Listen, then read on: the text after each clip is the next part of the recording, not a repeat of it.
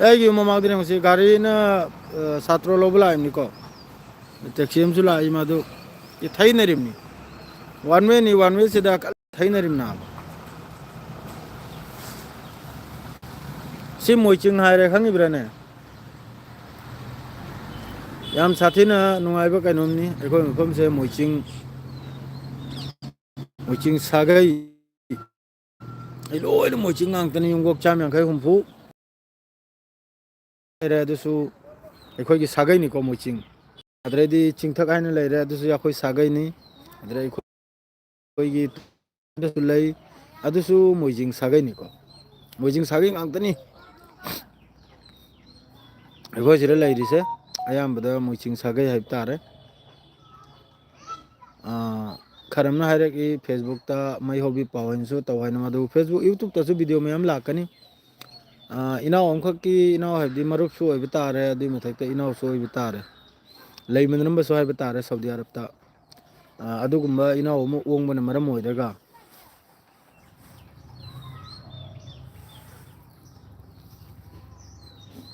ꯀꯩꯅꯣ ꯒꯥꯔꯤ ꯂꯥꯛꯇ꯭ꯔꯤꯕ꯭ꯔꯥ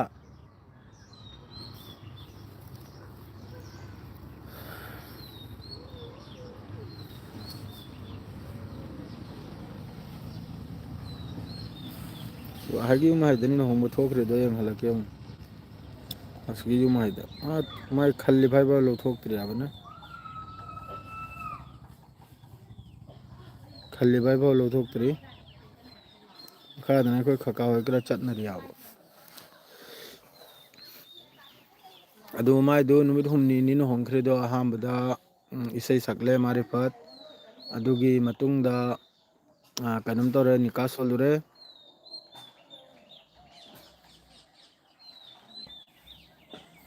ꯑꯗꯨꯒꯤ ꯃꯇꯨꯡꯗ ꯀꯩꯅꯣꯝ ꯇꯧꯔꯦꯀꯣ ꯑꯩꯈꯣꯏꯒꯤ ꯇꯥꯃꯟ ꯁꯥꯜꯂꯨꯔꯦ ꯇꯥꯃꯟ ꯁꯥꯜꯂꯨꯕꯒꯤ ꯃꯇꯨꯡꯗ ꯀꯣꯏꯅꯥꯄꯨꯗꯨꯅ ꯂꯥꯛꯂꯒ ꯆꯥꯛ ꯈꯥꯡꯂꯦ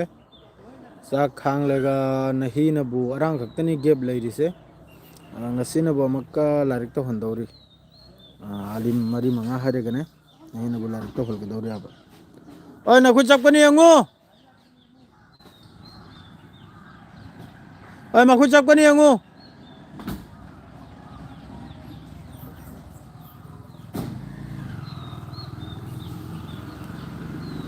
ꯑꯁꯤꯗ ꯏꯆꯥꯃꯩ ꯁ꯭ꯀꯨꯜ ꯆꯠꯈ꯭ꯔꯦ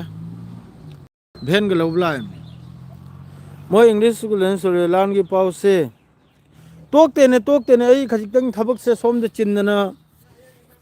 ꯃꯔꯝ ꯑꯣꯏꯔꯒ ꯁꯔꯤꯐ ꯈꯖꯤꯛꯇꯪ ꯍꯥꯏꯕꯨ ꯈꯔ ꯅꯠꯇꯅ ꯉꯥꯏꯔꯦꯗ ꯅꯨꯃꯤꯠ ꯇꯔꯥꯅꯤ 15ꯅꯤ ꯑꯣꯏꯔꯗꯤ ꯁꯣꯏꯗꯅꯃꯛꯀꯤ ꯂꯣꯏꯅꯃꯛꯀꯤ ꯑꯞꯗꯦꯠꯁꯦ ꯑꯩꯅ ꯄꯤꯖꯔꯛꯑꯅꯤ ꯃꯗꯨ ꯑꯩꯁꯦ ꯊꯕꯛꯁꯨ ꯈꯔ ꯆꯤꯜꯂꯦ ꯃꯗꯨꯗꯩꯗꯤ ꯌꯨꯝꯗꯁꯨ ꯃꯤꯁꯇ꯭ꯔꯤ ꯁꯨꯍꯜꯂꯦꯕ ꯃꯤꯁꯇ꯭ꯔꯤ ꯄꯨꯔꯛꯇꯅ ꯔꯣꯡ ꯂꯥꯡ ꯊꯥꯍꯟꯗꯅ ꯃꯗꯩꯗꯤ ꯑꯃ ꯇꯧꯍꯟꯗꯅ ꯑꯗꯨꯏ ꯃꯊꯛꯇ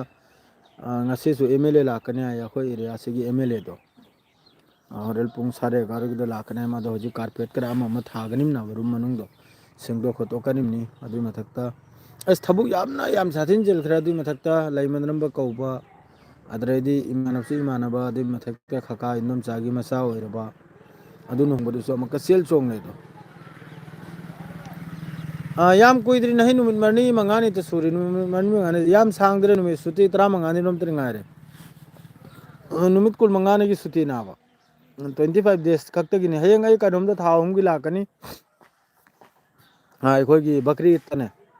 ꯍꯧꯖꯤꯛꯀꯤꯁꯤꯗ ꯑꯩ ꯑꯦꯃꯥꯔꯖꯦꯟꯁꯤ ꯂꯥꯛꯄꯒꯨꯝ ꯂꯥꯛꯄꯅꯦꯕ ꯂꯨꯍꯣꯡꯕꯁꯤ ꯑꯃ ꯂꯩꯔꯕꯅꯤꯅ ꯍꯥꯏꯅ ꯈꯣꯟꯗꯅ ꯑꯩ ꯂꯨꯍꯣꯡꯕꯁꯤ ꯆꯠꯇꯕ ꯌꯥꯗ꯭ꯔꯦ ꯍꯥꯏꯅ ꯍꯥꯏꯔꯒ ꯂꯥꯛꯄꯅꯦꯕ ꯌꯥꯝꯅ ꯑꯥꯔꯖꯦꯟ ꯑꯣꯏꯈꯤꯗꯅ ꯃꯤꯁꯨ ꯂꯩꯈꯤꯗꯕ ꯑꯗꯨ ꯁꯨꯇꯤꯗꯤ ꯑꯩꯒꯤ ꯍꯌꯦꯡ ꯕꯀ꯭ꯔꯤ ꯏꯠꯇꯅꯤ ꯕꯀ꯭ꯔꯤ ꯏꯠꯇ ꯑꯩ ꯊꯥ 3ꯒꯤ ꯁꯨꯇꯤ ꯂꯥꯛꯀꯅꯕꯅꯦ ꯑꯗ ꯁꯤꯗ ꯂꯥꯛꯑꯒ ꯂꯦꯞꯇꯦꯅ ꯆꯠꯈꯤꯗꯅ ꯊꯣꯡꯉꯕꯒ ꯅꯣꯡꯉꯥꯜꯕꯒ ꯋꯥꯏꯐꯥꯏ ꯑꯃ ꯂꯣꯏꯅ ꯄꯥꯜꯍꯜꯂꯦ ꯃꯗꯩꯗꯤ ꯑꯃ ꯂꯣꯏꯅ ꯇꯧꯍꯜꯂꯦ ꯈꯪꯉꯤꯕ꯭ꯔꯥ ꯃꯥꯗꯔ ꯌꯨꯝꯒꯤ ꯑꯋꯥꯠꯄ ꯆꯥꯛꯁꯪ ꯇꯨꯛꯁꯪ ꯋꯥꯠꯂꯤ ꯃꯥꯗꯔ ꯕꯥꯊꯔꯨꯝ ꯋꯥꯠꯂꯤ ꯑꯗꯨ ꯈꯔꯛꯇꯣ ꯂꯣꯏꯅ ꯄ꯭ꯂꯥꯁꯇꯔ ꯇꯧꯍꯟꯗꯅ ꯑꯦꯛꯗꯝ ꯉꯔꯥꯡꯁꯨ ꯄꯨꯡ 2 ꯑꯍꯤꯡꯒꯤ ꯄꯨꯡ 2 ꯐꯥꯎ ꯃꯤꯁꯇ꯭ꯔꯤ ꯁꯨꯍꯜꯂꯤ ꯅꯍꯜꯅꯕꯨ ꯑꯍꯤꯡꯒꯤ ꯄꯨꯡ ꯐꯥꯎ ꯃꯤꯁꯇ꯭ꯔꯤ ꯁꯨꯍꯜꯂꯤ ꯑꯗꯨꯝ ꯇꯧꯗꯅ ꯌꯥꯝ ꯊꯦꯡꯅ ꯁꯨꯍꯜꯕꯅꯦꯕ ꯃꯅꯤꯄꯨꯔꯁꯤꯗ ꯑꯩ ꯍꯌꯦꯡ ꯔꯝꯖꯥꯟꯒꯤꯁꯤꯗ ꯂꯥꯛꯑꯒꯦ ꯔꯝꯖꯥꯟ ꯍꯥꯏꯕꯗꯤ ꯑꯩꯈꯣꯏ ꯕꯀ꯭ꯔꯤ ꯏꯠꯀꯤꯁꯤꯗ ꯑꯩ ꯃꯅꯤꯄꯨꯔꯁꯤ ꯁꯣꯏꯗꯅꯃꯛꯀꯤ ꯂꯥꯛꯑꯒꯦ ꯏꯟꯁꯥꯜꯂꯥ ꯋꯥꯁꯛ ꯑꯃꯅꯤ ꯑꯩꯅ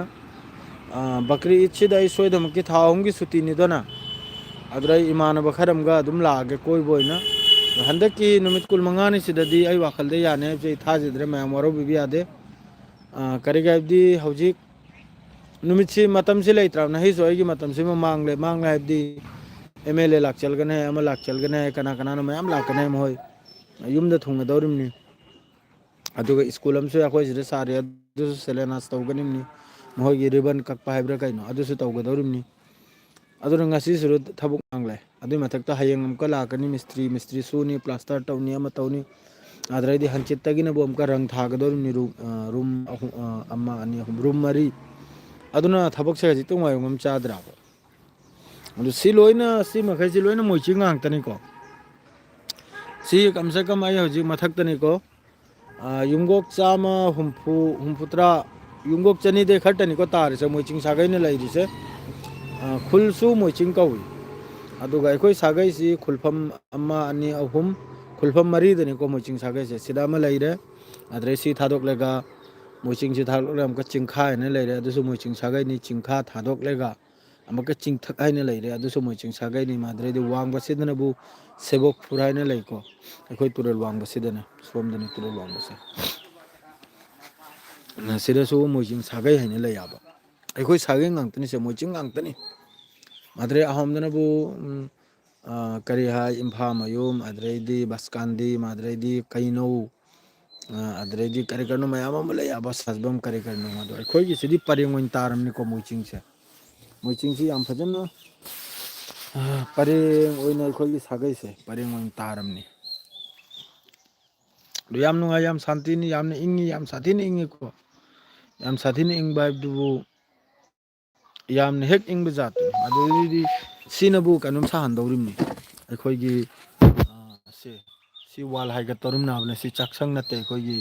हमद नाकलम बुदी हाइगत खराब ने सोमदा हाइगत कनी वाली सिनबु अखोइगी करि हाइदा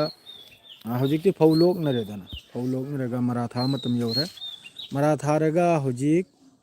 अखोइ फौपुरा नाबो फौपुरा एगा सिदा फौगी कोट हाइबदो फौ कोट हाइबदो फमोल हुमफुरम हापुबे वखलदा कुमसी सु फौसु याम फदे हाय फौमोल हाइब्रा करे मोल मोल हुमफु अदुम हापुबे मादु याखोय दिमी लिकपनि नमी मंगा तरुक तरेत खकनी लेमे आबो फौसे लागे हुकुम दगी लेमे नोंसा सु थोकलकले दो रूम लांग हाइसो कारपेट थाजलगनि नि ब्रो मे आमादु वारो बिबि आदे पावलांग पिरक ताइना आइना सोयदमक पिरकनी ईरान गी सु ngasi नुमदांग दगी नाप नाप पारेगा अदुगा हयेंग सिदगी आई पाउसी हौजरागा इन खल्लिमको अपडेट अमा खक्ता अदुम सिदगी अदुम थोएगा अदुम पीरनिमनि सा मथक जिदा अदुम कैमरा से थमलेगना असिगा अदुम पीरगे अदुगा अदुम मयाम द खंगंजरागा आबो अदुनी मयाम नुंगाइना लयु हराउना लयु यमना इंगी फुरि चल कोकता तुबि चलु मयाम पुन मा इखोय सिददी याम साथेना पुंग निपाल मखाइ सुबाउदी याम साथेना इंगी को अदुई मतुंगना खजिकतंग फै अदुनी ब्रो मयाम गुड मॉर्निंग एमके पीजरागे इंशाल्लाह शरीफ अदुनी ईद किनो नुआइना लागा खल्लिमनी कुर्बानी गिदरा दोम द कोइरागे था हुमगी सुती नि द्र सोयदम कि इंशाल्लाह लाकनी share ngasi si swajri lojirage assalamu alaikum